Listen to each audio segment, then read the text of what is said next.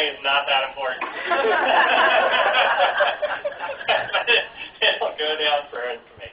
Anyway, let me just start with an introduction. Chris Gould is the Director of Federal Government Relations at ASTHO. Prior to joining ASTHO 2 years ago, Chris worked for the U.S. Senate for 7 years with the majority, at that time, Senator Robert Byrd of West Virginia. I think that's where he hails from as well. Under Senator Byrd, Chris was responsible for health care and education policy, handled the Senator's priorities for the labor HHS appropriations bill.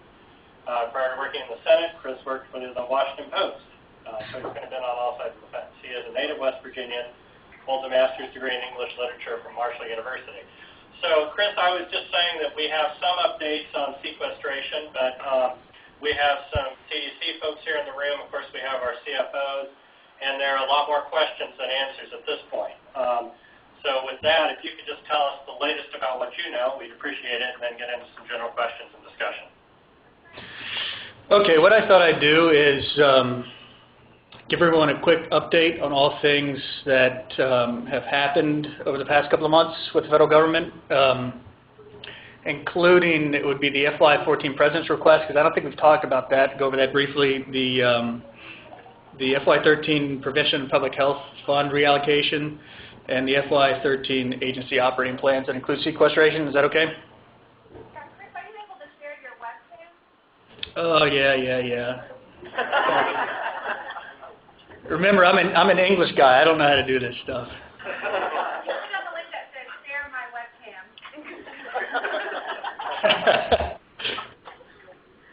Okay, how's that? Better. Oh, somebody's messed up. All right, can everybody see me now? Yeah. Unfortunately. Okay. So, I think some may have heard some of this, but I think it's definitely worth repeating. I don't think I'll need much of the hour, but it will certainly leave things open for discussion, which I think is important. And I think the important thing to remember is just please don't shoot the messenger. So going into the FY14 President's Budget Request, the request was released on April 14th, and it includes all discretionary dollars to be totaled at $1.058 trillion, with $506 billion requested for all non-defense discretionary. So that includes public health and the non-defense discretionary. There were some savings that were calculated in that. In the reductions, including the elimination of the preventive health and health services block grant. We've seen that eliminated in the President's budget over the past couple of years. The hospital preparedness program was reduced by $125 million, and the 317 immunization program is set to be reduced by $61 million. Those are just a few examples of some of the reductions. The CDC seemed to take the brunt of the hits on the cuts. They're down $439 million in budget authority. That's an 8% reduction over the FY12 levels. And I'm comparing everything to the FY12 levels only because of getting in later on sequestration, and it's just so screwy to talk about the FY13 numbers to actually compare kind of real apples to apples on what's going on. So right now the budget authority for FY14 for CDC sits at 2003 levels. And part of that, since 2010 alone, the CDC is down $1.2 billion or 18%. Now there is a backfill for the Prevention and Public Health Fund for FY14, but we are not really taking that into account. And again, I'll get into that later, why we're kind of looking at the Prevention and Public Health Fund, but not really focusing solely on that as being available moving forward. The good news I can report, I think this might be the only really good news, is the President's proposal would avoid sequestration. There were some revenue raisers and some other targeted reductions, and there are increases in programs such as food safety at CDC and healthcare associated infections, and those are two that we have made 2013 or 2014 advocacy priorities. So, of course, this is just a proposal. We haven't seen much happening, of course, in the past couple of years with budgets. So, being a blueprint over the past, I think, 4 or 5 years, the blueprint has been kind of dead on arrival when we've seen with sequestration and everything else. So, these are of course, proposals. So we are monitoring this closely, and we're hitting the hill with our messaging going forward for FY14. So I think moving on to number 2 in the big happenings for fiscal happenings on Capitol Hill is a reallocation of the Prevention of Public Health Fund. The total FY13 allocation for the Prevention of Public Health Fund is $949 million, and that's after sequestration. The most unfortunate thing about the FY13 Prevention and Public Health Fund is the reallocation of almost half the available funds, $454 million of those funds going to the Centers for Medicare and Medicaid Services for implementation of the Affordable Care Act, more specifically getting enrollment up in the healthcare exchanges on the state level. What does this mean for public health? It means the CDC again got hit. The CDC received $809 million from the fund in FY12, but this was reduced to $463 million in FY13, a reduction of $346 million. And this isn't a proposal. This is the thing that gets us, not a proposal, these are real dollars moving forward for FY13. It took us by surprise, and really there wasn't much we could do about it. The Congress did not appropriate dollars for the Affordable Care Act implementation, and as we've all seen, the President certainly has taken his lumps on the Affordable Care Act. So in this, I think we were mice on a railroad track with a freight train coming right at us, and this would be done regardless. We voiced our disappointment, but this is something that we're also monitoring moving forward. So in turn, some ASTHO and public health priorities took a hit, and those include an $82 million reduction in the 317 immunization program. This is just for FY13, an $11.1 million reduction in the Environmental Public Health Tracking Network, a $3.2 million reduction in the Public Health Improvement Initiative. Community transformation grants took an $80 million hit, and the racial and ethnic approaches to community health, the REACH program, was hit in the Prevention of Public Health Fund by $40 million. This brings me back again to talking about only the BA for FY14, because it's our view, and talking to a lot of folks, that there's a good chance that the Congress will not appropriate funds for the Affordable Care Act again in FY14. The Republicans on the House side do not like to talk about the Affordable Care Act, so if they actually implement dollars from the Prevention of Public Health Fund that was formed in the Affordable Care Act, then they would in turn, in their view, be implementing the Affordable Care Act. So moving forward, we're trying to figure out exactly the best approach in terms of FY14 and how to avoid the reallocation, but that is in the works and something that we're in talks with on the Hill. So unfortunately, there's a chance that we could see all this happen again. So on to the next set of good news. This is the FY13 operating plan. So this is sequestration included.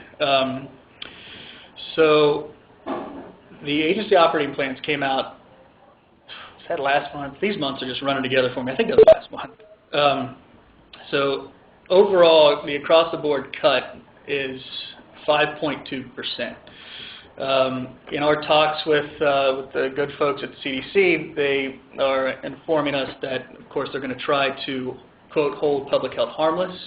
So that would be hopefully keeping the cuts to grants going out the door to 3 or 4%, and I've been told that they're already in the works of doing that by targeted reductions on printing and travel and that sort. So the CDC is trying to help out public health by keeping these cuts as minimal as possible.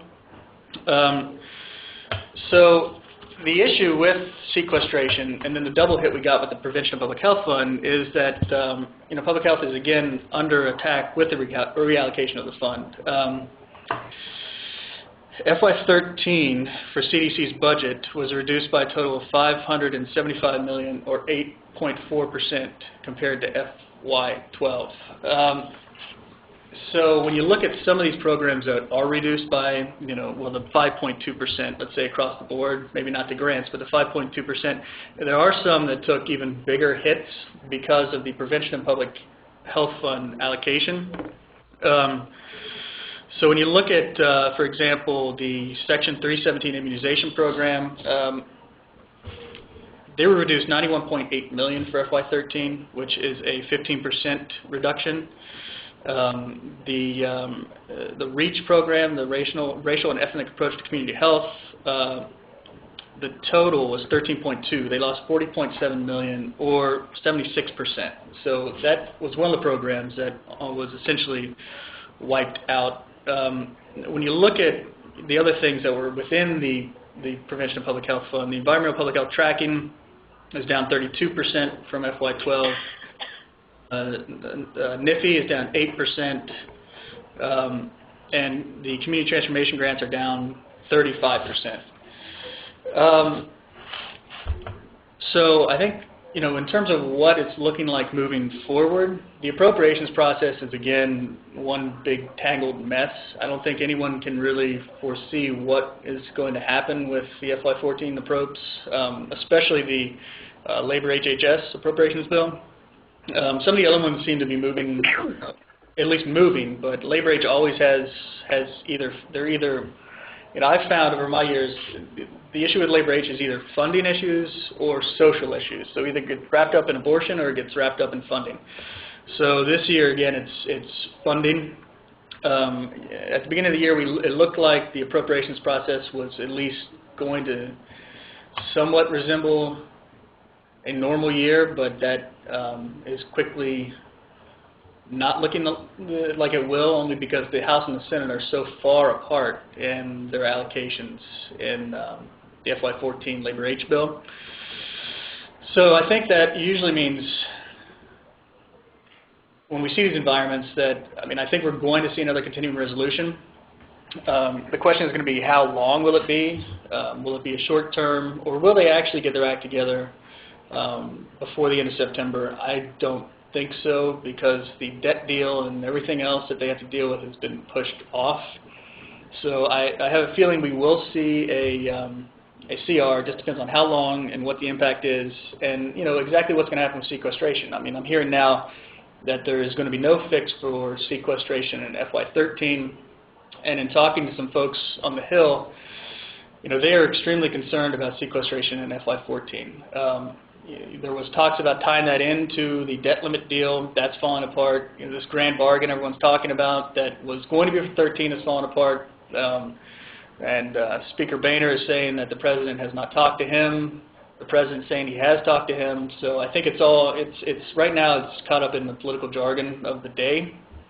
So the question is, can they fix sequestration in 14? Our hope is yes, and we have again been looking for impact statements to show that you should not carve out other programs, because we all know when they carve out programs, if we move into 14 and there is sequestration, there's the chance that they'll just carve out programs. Kind of what we saw with the FAA, with the air traffic controllers, although that wasn't a carve out, it was just allowing funds to be shifted within the agency. But we're moving forward with concerns that there will be carve-outs, and we know from the history of public health that when there are carve-outs, public health is always at the losing end of the stick. So we're pushing hard to, again, hold everything together so everyone feels the cuts in order to try to fix the cuts. So, that's what I have so far. This has been the craziest year in trying to figure out budgets, trying to figure out FY13, trying to figure out what's going on in 14, was trying to figure out, what's going on in general. So, if it sounds confusing, then it is, and we're doing our best here to try to, of course, stress the importance of public health. We've talked about job losses that you're going to hear about again later if you haven't heard already, and we've been talking about the impact and how public health just can't take any more hits. We've taken our fair share over 4 years, and pretty soon you're just going to eradicate public health, which certainly wouldn't be good for any of us. So that's the spectacular news I have for the morning, and I don't know if there are any questions. Please walk up to the mic if you have a question.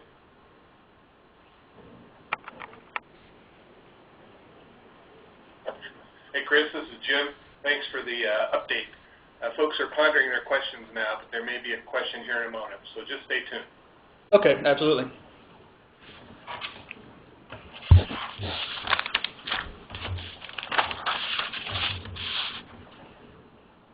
Hi, Chris. This is Harry Camdar. I'm from Ohio, and thank you for that update. And appreciate that disclaimer at the beginning, not to shoot the messenger.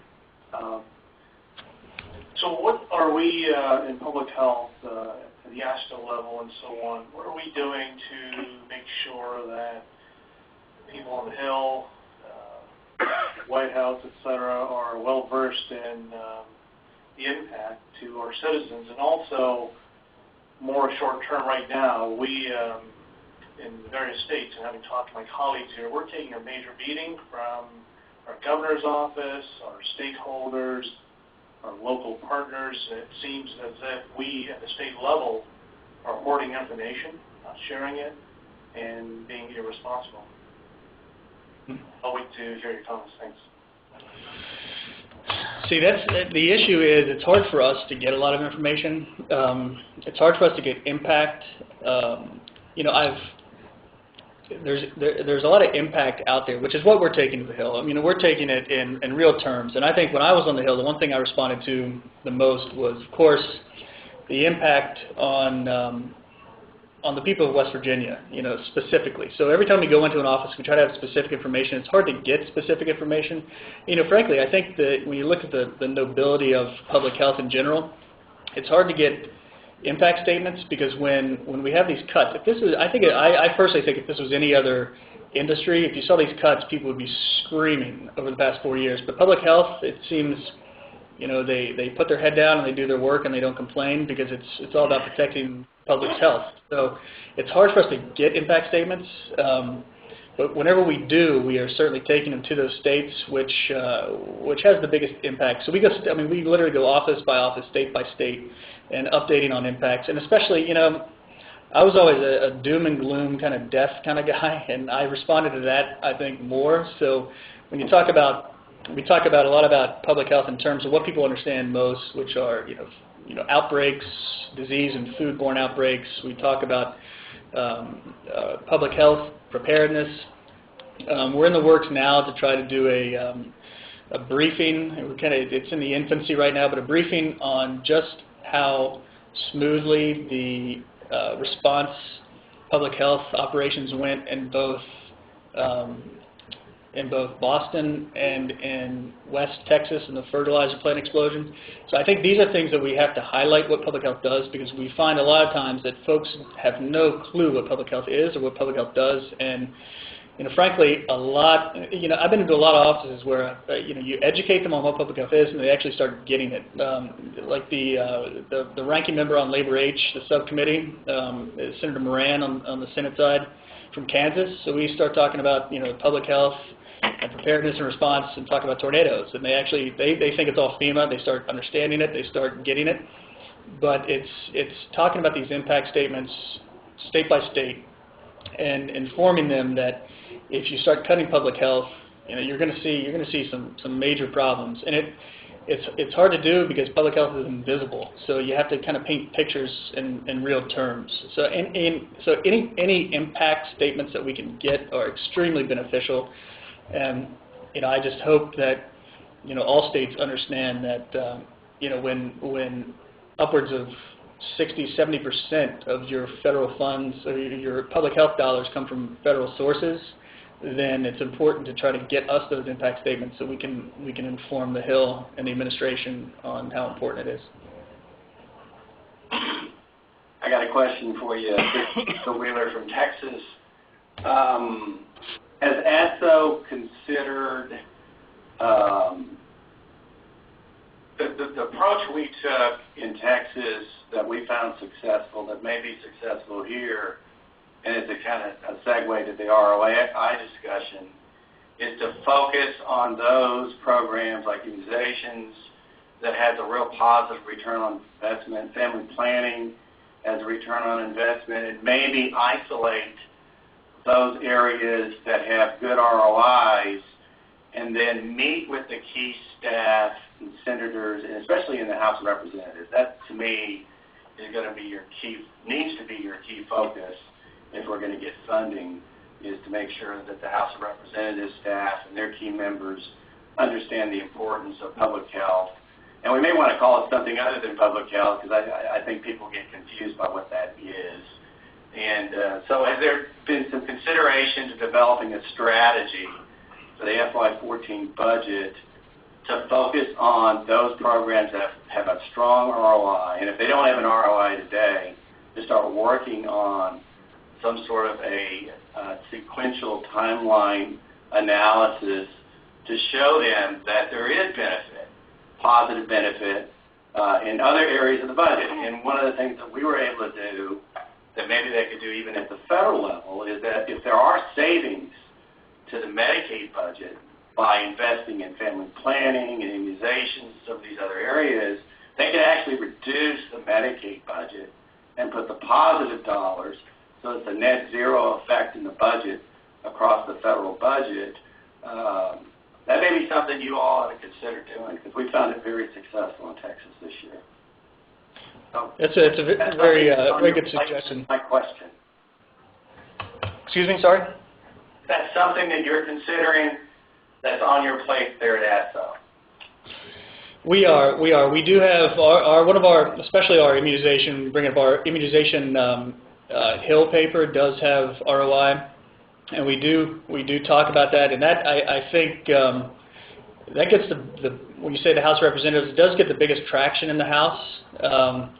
When you talk about ROI, the issue is first educating them on why. I think a lot of the times in the House we find that they don't believe it. So you have to educate them on why there's return on investment, and also to talk about, frankly, that they think we are healthcare. They think when we go in the door, they say, oh, so you're here to talk about the Affordable Care Act. We don't have a position on the Affordable Care Act. We have a position on public health provisions that are reauthorizing the Affordable Care Act, but we don't have a position on that. So, that's the first hurdle we have to get over. Again, it's probably when you say, public health, because I think they think public health, they automatically think, we're the healthcare industry. But I think return on investment is very important, and some things are harder than others. Immunization, as you say, that's a good one to point out, and we do that every time we go into the offices. I think we've had to, over the past year or so, get creative in all different kinds of ways to try to find return on investment. We talk about return on investment with food safety, and talking about the hospitalizations every year, and talking about the impact that would happen if surveillance went away, if the Food Net program at CDC disappeared, then how long would it take to track down and isolate a foodborne illness, and how many more hospitalizations and deaths would that mean, and what would be the cost of the system? So we do go into those things. The immunization, preparedness and response, and outbreak investigations seem to be the catches. The hardest one is the preparedness and response. It's hard to put an ROI on that one, but we're figuring out a way to do that. We're figuring out a way to do it compared to looking at the Boston situation, where the hospital preparedness program and PHEP was in the Public Health Emergency Preparedness Program is so well put together that even the ER doctors in Boston said it was a miracle that no one was killed besides those in the initial blast. So, in the way they stabilized, the way that they got them to hospitals quickly. Some of the folks that they said were in the hospital they figured would be in for 2 or 3 weeks. They were in for 3 or 4 days. So, when you look at that, I think that's a model to look at ROI. It's just we haven't really boiled down exactly how to do that yet. But it's a good suggestion, and one that we really pay close attention to in terms of talking about cost benefit of public health.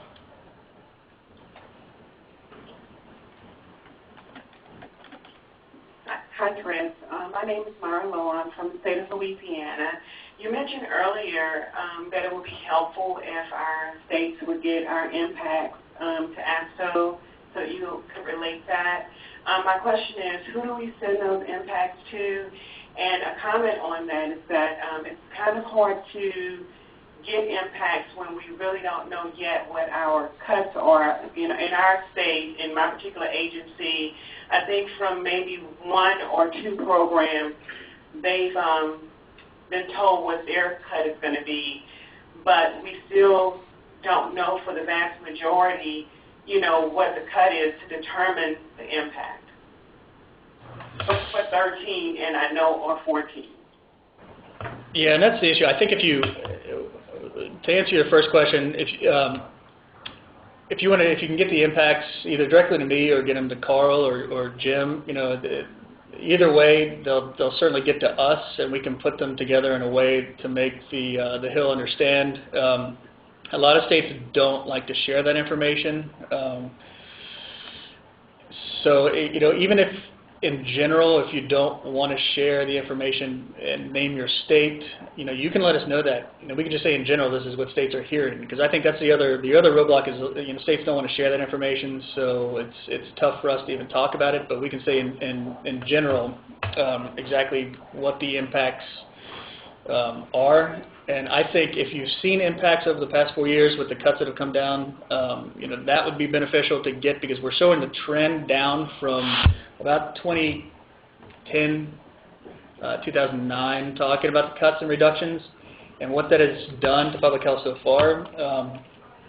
So I think if there are some, and it is difficult moving forward, and that's the issue with us with sequestration is, you know, the 13 cuts, when we're talking about avoiding sequestration for 14, we probably won't know the impact of sequestration to public health until they've really started that discussion. So I think the important thing there for us is to act like sequestration for us started in 2009 or 2010 and what that has done to public health over those years, and couple that with the cuts that are coming. So, you know, we always talk about job losses in the report that we put together. But I think, you know, in general, what that has done to services is good. And I think using that timeline of the, you know, the loss of funding from CDC over the past, you know, 3 or 4, 5 years, I think is a kind of a good measure of where we're going and what's going to happen. So, and that's what we struggle with impact statements. We see other industries can come up with impact statements immediately, but public health is a little more difficult. But I would say if you have anything over the past 4 years that you've seen that you can report on, then I would say please get those to us. So, because that's been our message. Our message has been that it has been eroding over the past 3 or 4 years, and we can't take any more. If we take any more, then, you know, we're going to see, I mean, potentially more death. So. I would say if you have anything over those years that you can report, at least now, and then anything you can get moving forward, please get that to us too. Hey Chris, this is Jim. I just wanted to add a comment. We do have Hill papers that our members use every March to take to the Hill, and that includes several other ROI examples, and we make that case on a pretty regular basis. So I think Chris is just describing to you the sort of frustration he's getting with regard to, I don't think I want to listen to this today, when he walks into an office.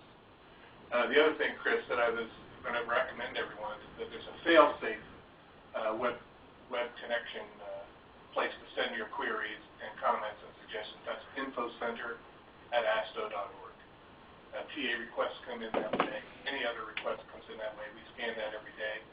So infocenter@astho.org, and just put your request in there, put your comment in there, put your story to share in there, and we can pull that off. Go ahead. I think we have someone behind you. No, we have. Hi, Chris. John Chase from Colorado. We know that you zeroed out the Preventive Health Services block grant for 14. Any insight you could share from what you're hearing on the Hill, specifically the House, since they seem to not want it to go away? In terms of, I'm sorry, was that the Preventive Health and Health Services block grant? Yes. Yes. The good news about that, I think we've made some pretty good headway on the prevent block. The House, of course, put it in. They love the flexibility. They love the fact that states can be flexible with it. So they've been pretty friendly with us in putting it back in. And from what we saw, of course, it didn't go anywhere. But for FY13, the Senate actually put it back in. So we finally had some breakthrough with them.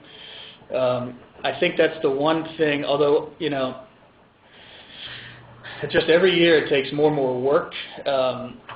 I've heard some rumors from the House that they're saying, well, it's you're duplicating services because it's all about which we've done and we've told them. I think they I was a staffer. All staffers have extremely short memories. They said it's all about prevention. It's duplicative and there are other programs out there that do prevention. So we got to go back in and, of course, let them know again, although we were just in, that it isn't about prevention. There's about a lot more things. And as soon as we tell them that, then they reinforce the flexibility aspect of it. They are usually very friendly with us. So I think, if we get a bill that goes anywhere, I think that could be our one big victory is to restore that funding again. So that's our hope. And that seems to be our strongest tool moving forward is of course, the flexibility and frankly talking about states' rights. That's what we talk about with those guys. So I think, it's a good chance. It was a good sign that the Senate put it in last year.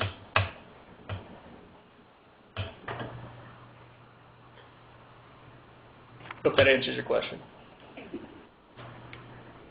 Hi, Chris. This is Thomas Kim from Maryland.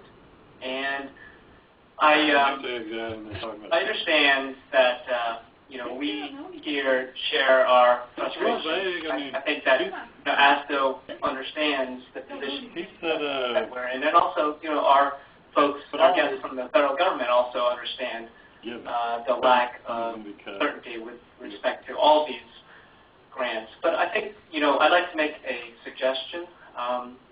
Something that would be tremendously helpful for us. And that would be that, of the 475 grants in the area of health, there are certain grants that we do know that there are cuts, and we know that there may be some grants that are exempt from cuts. And it would be really helpful for there to be one repository. Let's say, I don't know if this is even feasible, but of the 475 grants, which ones do we know for sure are going to be cut, and what does that cut look like? Which ones, we know that are going to be held harmless, and then everything in between, where let's say the ones that would be cut for certain, would be coded red. The ones that we know are not going to be cut, coded green, and then the majority of them are going to be in the yellow. Okay, and that would at least be helpful for us to help us with our respective, communicating with our respective state capitals, when it comes to, these impacts. Because, in many cases, the ones that are in flux, we have to make some assumptions on, and in our case, we let the governor know that we are making a decision on a particular grant, and therefore we are seeking state dollars to cover in the event of a certain assumption that we make.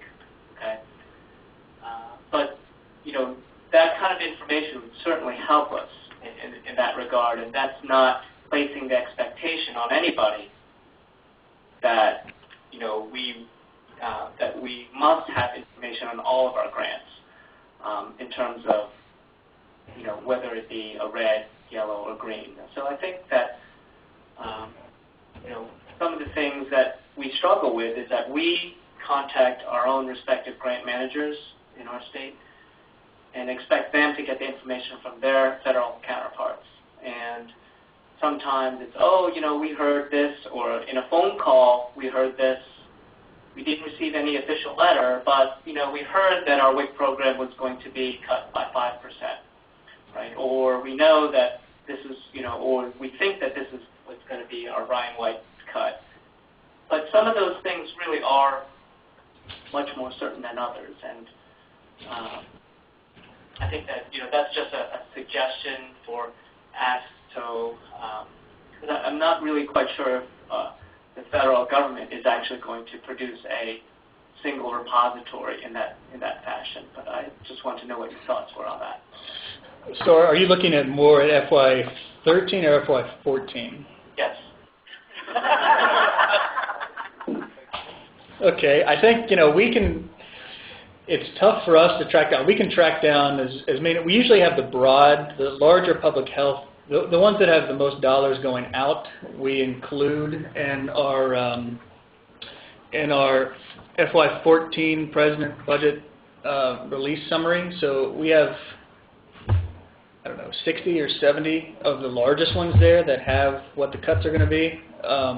So we can get that to you. And as far as, we usually try to focus on, of course, the bigger impacts. I know there are a lot of the smaller ones. So we can start digging around and seeing what we can figure out with those. I know with the issue with FY13, we've even heard that we've asked CDC to and they're going through. It's tough for them to go through grant by grant. So they're looking to potentially get us some information, but it's very difficult for them to do at this point. I have heard that the information may actually, what they said, quote, trickle up. So it may come from the program officer, and that's the way everybody will find out. So I think the issue 14 is a little easier because we can see what the president's, at least what the president's plan is. It's tougher to see with the House and the Senate what they're doing because sometimes they don't release line by line what they're doing. And with 13, it's difficult because it's so uncharted. We have no idea, and I think that because agencies haven't had to deal with this before, that they are struggling with coming up with a game plan as well. So 13 is a different beast. We're trying to see what we can find out about those, but it may be when the officers contact you all and your agency and let them know exactly what the grants are going to be. I think it may actually come down to that for FY13. If we go through this again in FY14 with sequestration, then maybe there'll be lessons learned and there'll be a better plan set up, and we can be more involved in the process. But I think because this was such a unique year that people are really just trying to figure out exactly what to do moving forward. So 13 is a tough beast to try to figure out. But if you want to see, we do have those listed with the FY14 with the President's budget that I can get to you. And if you have any additional that you look at for 14, again, that's just a proposal, so I don't know if that would be helpful or not. And again, last year we didn't even see what the House allocations were. Frankly, we didn't see a lot of the Senate allocations, but it's just because the budget process is breaking down, it's very difficult for us to actually see what these lines are. I guess in summary, I think it's a monumental mess, and we are trying to switch gears ourselves and figure out the best way to get that information so we can convey it. And unfortunately, it's just tough, and we are not the only group. I mean, we've been trying to seek information, and it's just a very difficult year. I know that if I danced around some of your question, your request, but we can certainly help with FY14 with the President's budget, so you can at least see kind of what the blueprint may be.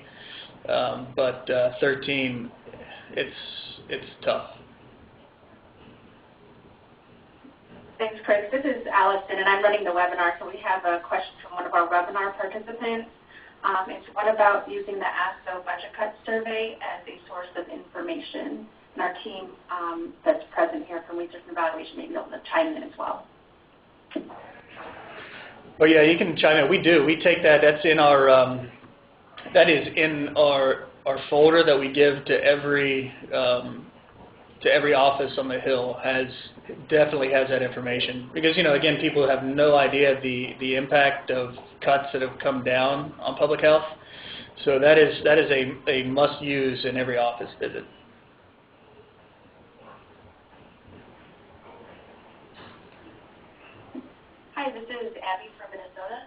one of the questions we've been wondering is, our understanding is some of the public health provisions of the ACA, particularly the Prevention and Public Health Fund, helped generate the savings that was estimated in the out years to kind of offset the cost of the ACA. Is that much of the conversation? Are CBO and OMB going to revise the numbers if the public health provisions keep getting cut? We weren't sure exactly how much of an impact they were on the overall savings and whether that was a factor. Thanks. You know, that's a good question. That's been our issue. That's been our issue moving forward. That's been our issue from the beginning. When you look at, you know, offsetting or backfilling to an extent the funds for public health in that, and that's what we've been saying all along. That what is going to happen is happening, which is the money is being used for other things.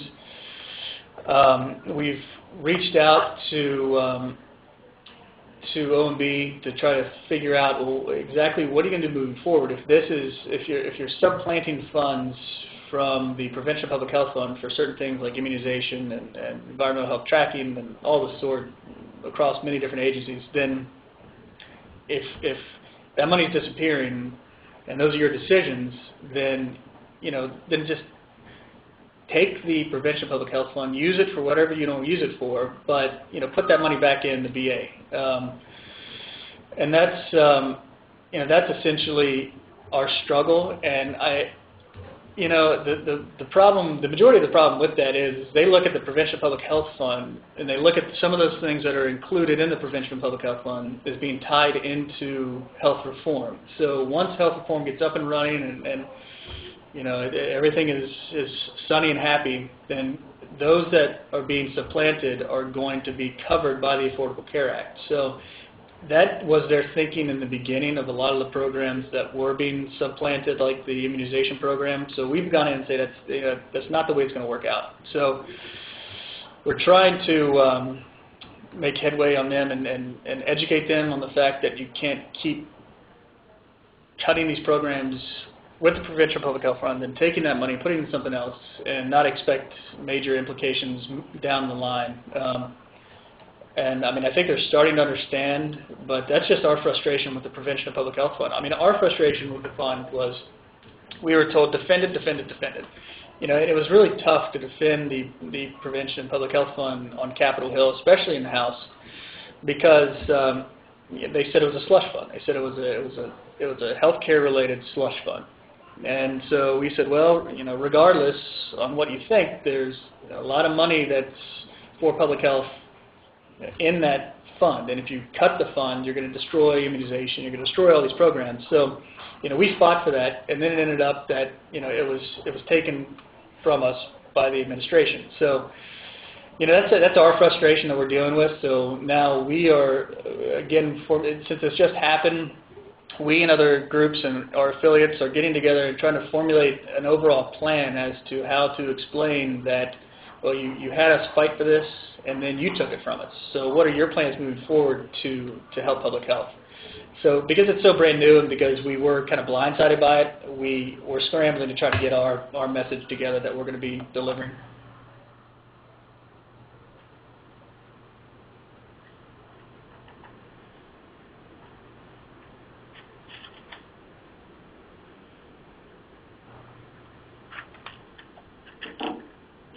Okay, any other questions for Chris?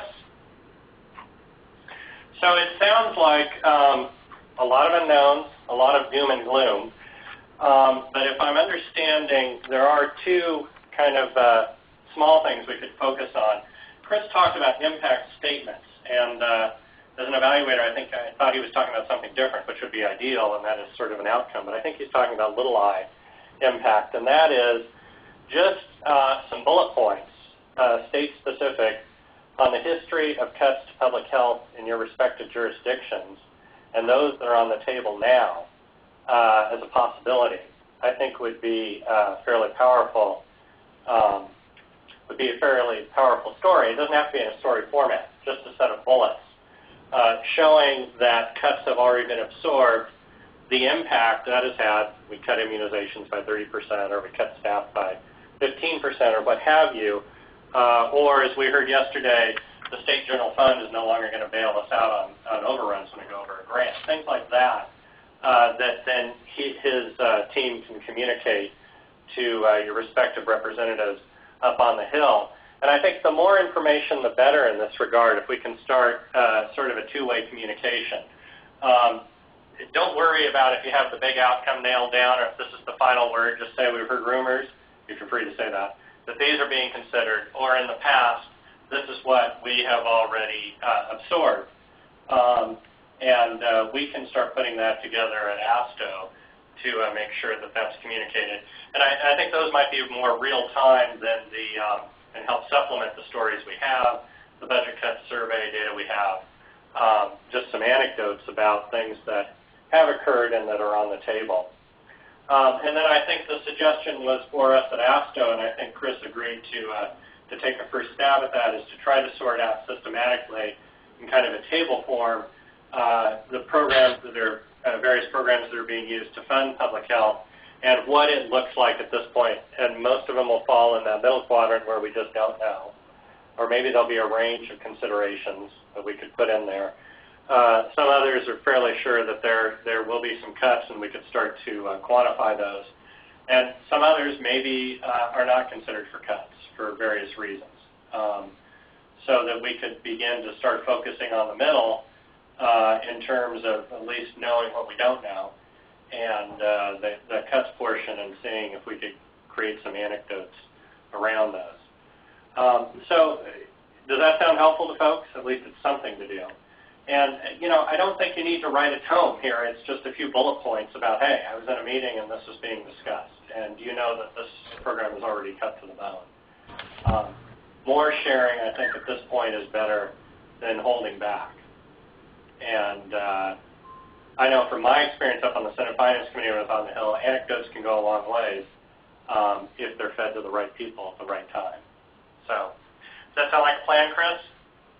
It does, and I can kind of caveat the FY13. I mean, I think you know, there is not a lot of flexibility, so I think you can expect cuts regardless. So I think even if you see, even if you know, frankly, just say a 5% cut across the board on what that would mean to a program that's already been cut by 10, 12, 13%. So I think that'll work, and you know, frankly, even if it's just a little blurb, a little bullet, like you said, you know, that's the one thing that I can't put my master's in English to use for and write up something on that. So I think that would be very helpful. Anything you get us would be helpful. Right. So when in doubt, share. Is our mantra. Okay. Anything else? Any other parting thoughts, questions? All right. This will give you an opportunity, if you haven't checked out, to go ahead and do that. Attend to anything in terms of calling a shuttle. We are due back here at 10:45. This is going to be a fairly short highlights of the early survey results and feedback from the budget cut survey. 10:45. Try to be in your seats at 10:45 if you could. Maybe aim to be back here at 10:40 would be helpful. And we will hear from Rivka and Katie. Thanks so much, and thank you, Chris. Absolutely.